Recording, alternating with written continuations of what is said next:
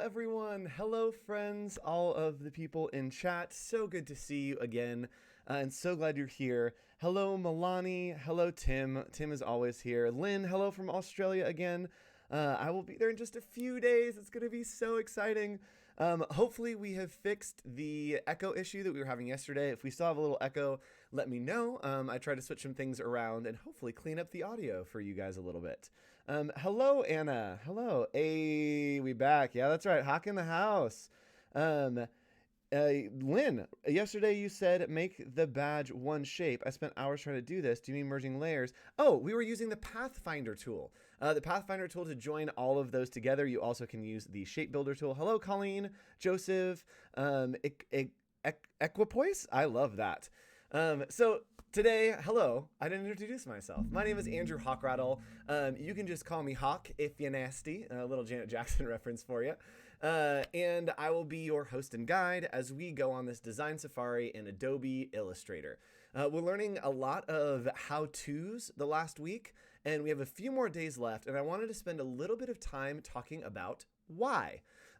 It's one of my favorite things to go out of just the how-tos and the tutorials and talk a little bit about why and a little bit about design theory. It's very important to understand design and to have good ideas, because a good idea with a bad application is still a good idea. But a bad idea with a great application, still a bad idea, right? You can be proficient in Illustrator and I can show you how to do all these things, but if you don't understand the concepts, then it doesn't really matter. So today we're going to help you understand the concept of layout and balancing positive and negative space. It is very much my favorite stream that we're going to do. I had some ideas and I think it's going to be a really fun time and hopefully helps you understand layout and balancing your compositions very well. Again, I like to do something called infotainment, a little bit of information, a lot of entertainment. So we're going to get into some fun stuff. But first, I want you guys to hop on over here, bit.ly/AI Discord. Hello from Brazil, Larissa, Valder. Valder is always here. Love Valder. Hello, Dorina. All of you guys in chat, I love that you're talking in chat. What if also after you were talking here in Bitly? Sorry, in Discord. That's what it's called. I'm reading and pointing at the same time. Hop on over bit.ly/AI Discord. We are there all the time.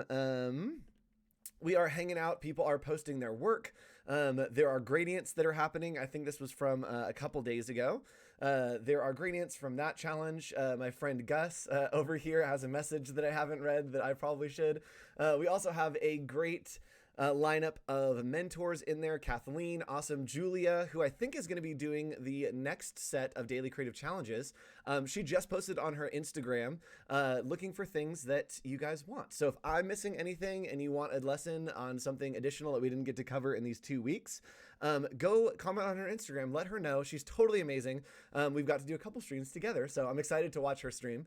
Kathleen is an amazing illustrator, amazing creative. Rocky and Tim are also in there giving you guys feedback. So go in here. You can post your work. It's a great place to be a part of design community. Community is very important.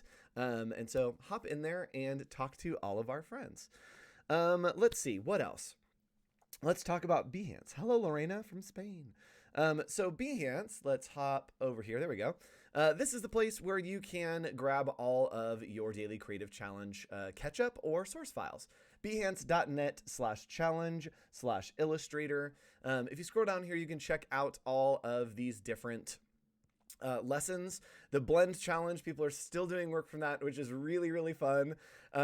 This has been my favorite one so far. Today's my favorite lesson, but I think the work that's coming out of the blend tool was one of my favorites. So you can grab the source file for today for watch video. There isn't a ton in there. There is some content that I'm going to have you balance. And then I'm also using a couple assets from the scatter brushes I decided today. So you can download either of these source files and grab some of the assets from the scatter brushes. Or if you've made a promotional flyer in the past during the scatter brush challenge, you can actually use that today and we can replace the content. Now, if you want to post your work for all of our friends to see, you can go over here to Behance and just post with the hashtag AI challenge. People have been doing that. Scatter brushes for pizza. This is genius to put parsley and mushrooms on there. Genius way to do a scatter brush. And again, as creatives, we are translating things from the real world over into the digital realm. And so doing something with a scatter brush and thinking, what is something that I scatter in real life that I could use a scatter brush for? Pizza is the perfect option. Who has this? Daria. Great job, Daria. Absolutely love it. And again, the perfect representation of, we know that it's a pizza because it looks like a pizza, even though it's not a physical thing that we can hold, even though the pepperonis aren't photorealistic pepperonis. We know because it's scattered, which is something we see, and the colors and forms all work together to give us the idea and remind us of a pizza, right? I've been watching a lot of Cutthroat Kitchen, and one of the things that they judge on is, does this dish remind me of the dish that they were supposed to do? So maybe they're making chili cheese dogs and they don't have chili. Is this something that reminds me of a chili cheese dog? That's what we do in design. We try to remind people of things or experiences they've had, or things that they have seen in the real world. Hello, Nicholas, you just made it. Yes, just made it. So this is Behance hashtag AI challenge. You can post your work here and we can hang out. Let's hop back over here. And today I'm very excited. We're going to get a little bit crazy, a little bit out there. I've been taking you all on a design safari. That's been our theme over these challenges, and hopefully has given you a good context to work within.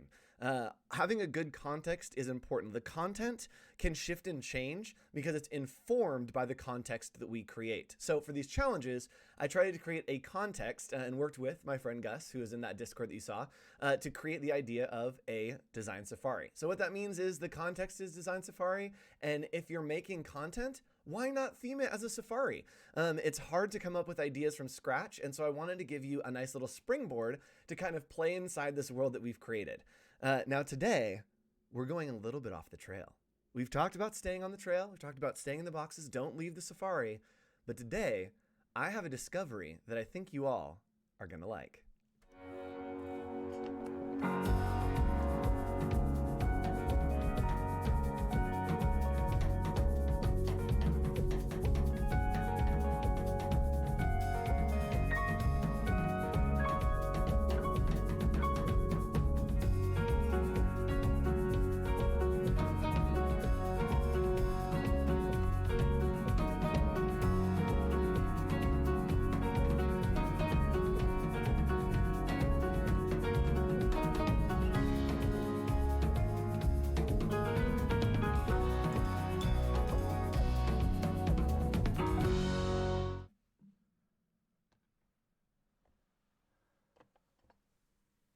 Oh my goodness. You guys, I think I found something. We're not in the jungle anymore. We found some ruins, right? We found some really cool ruins. So let's hop in here and let's explore these ruins a little bit. I'm going to go ahead and take this off because it's keying out weird. All right, let me get here into my exploring canoe. Wow, smooth transitions, right? Worth it. So worth it. Oh, my camera probably just got messed up. So worth it. We are here. We have found some ancient ruins, which is going to be really fun. And everyone knows with ancient ruins, when you go in ancient ruins, never just let you come in and steal the treasure. There's always booby traps. And today we're going to be talking about balancing our layouts through the context of booby traps. Now we have something. Let's go ahead and let's journey inside. Yes, Indiana Jones themes place. I want a giant rock to just chase me. Let's go ahead and head inside our forbidden temple. Ooh, there's some snakes over there, a little passageway over here. So I think that we want to go in here, but what we're going to do is we need to make sure that we can open the doors, not get attacked, no giant rolling balls coming after us. And I found on our friend camera 2 a puzzle. It looks like a booby trap, but let's hop on over, right? It's got some weird stuff on it. I'm a little wary, and if I put stuff on it, it seems to wobble, right? It seems to wobble and move. And so I think if we can get some of these elements on here without it falling, maybe we can open up, right? Maybe we can create some kind of lock that opens a secret door. So I'm going to use this as an example of how we can balance our type and our layout. As we see, this is very wobbly, right? If we add one thing or another, it starts to wobble and move to either side. And this is a great representation of actually how type layout works. So let's say that this disk here, let's say that this disk here is a page or something that you're trying to lay things out. And each page has elements. So these are some type sorts that I've collected over my years, some wood type. If you've ever heard someone say, I'm all out of sorts, it actually comes from these. Each individual one is called a type sort. Let's go ahead and start our timer here just to make sure. And as we take these sorts, think about these sorts as portions of content, right? So let's say that we have text that we need to put on, right? And if this is our layout and we just start putting text on, it's going to wobble and it's going to feel heavy to one side and it's going to draw our eye to the wrong area. Now, if maybe we start to balance that with another element, or maybe a couple other elements, we'll start to see that as we balance these, our layout will start to even out a little bit more. So instead of just throwing stuff on a page, if we put too many elements in the wrong places, it will actually make our layout heavy. We want to play with positive and negative space. So here, if I'm putting this guy on, who I think is going to be very heavy, let's say that maybe he's a headline, I want to balance that with having some additional content on the other side. Oh, he's falling. Don't fall. There we go. Oop.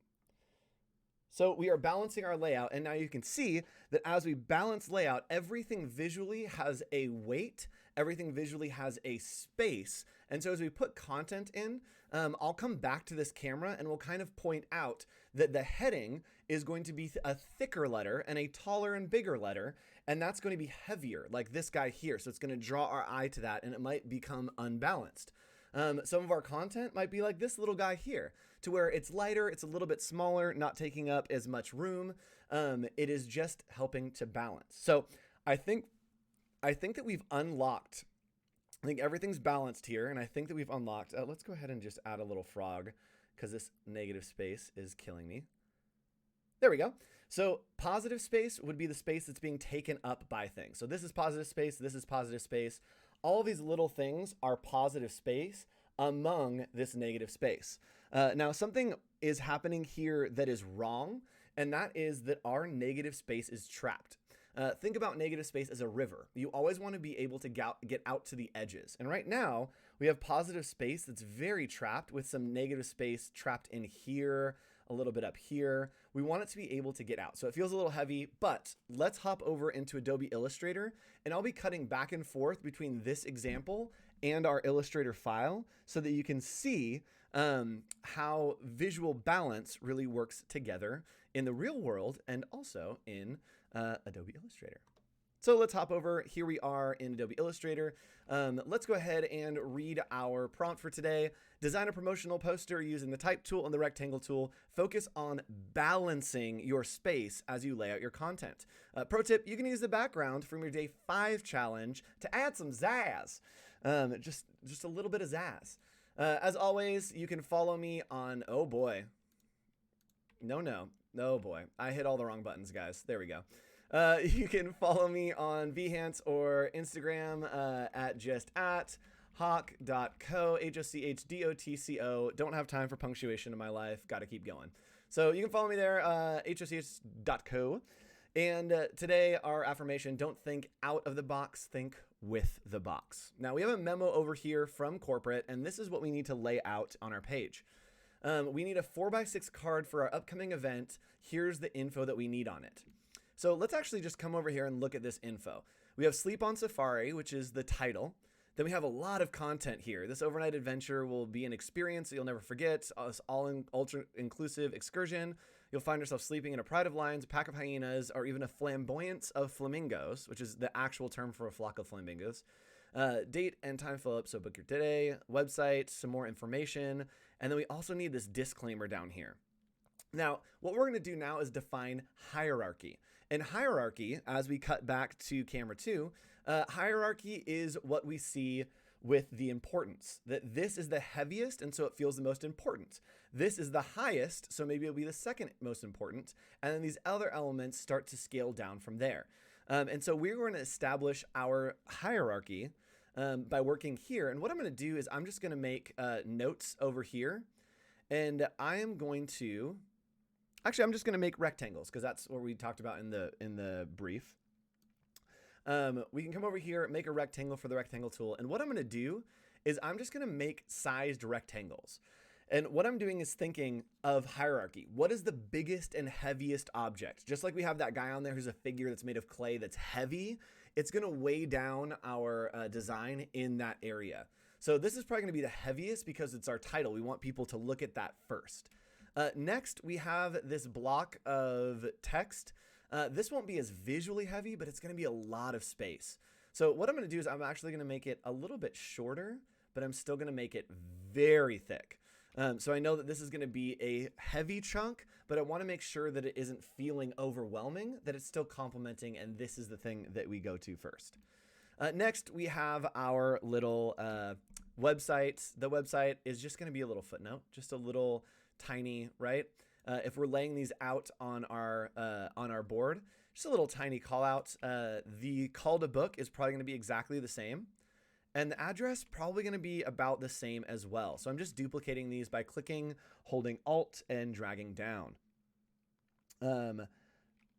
So then we have this disclaimer. And what's interesting is this disclaimer, though we look at it, the type looks like it's the same size, like it's going to take up the same space, but it's not, because we want this to be a little afterthought. So I'm actually going to make this really teeny tiny. We probably want that to be about this kind of weight as opposed to these others. So if you think about these in a term of weight, this is probably the heaviest, is the thing your eye's going to come to. It's the longest, the most kind of bold information. And then we have our text here. That's just a big chunk, but that's really our weight. When we cut back to our camera, you'll see this thing in the middle is really going to be the chunk of text that we're looking at here. This is the anchor for the center for the real weight of our piece. Next, we have these little tiny pieces that are no weight at all, and then something that is a little disclaimer that will be more, or a little bit less. So I'm going to start kind of mapping out using rectangles and thinking through this hierarchy. So I don't want to start just with tossing the text in there. I actually want to try to map things out. So I'm going to put a box in here. And this is basically called wireframing. And I'm just dropping in boxes to make sure that the balance is correct on my composition.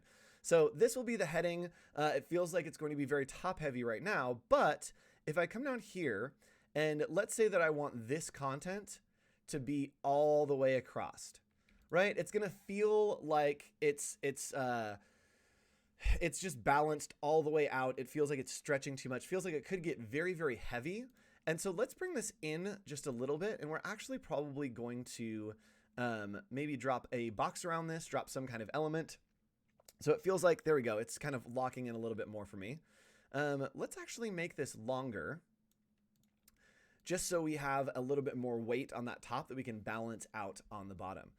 Now we have our website, our information, our address, that's what it's called.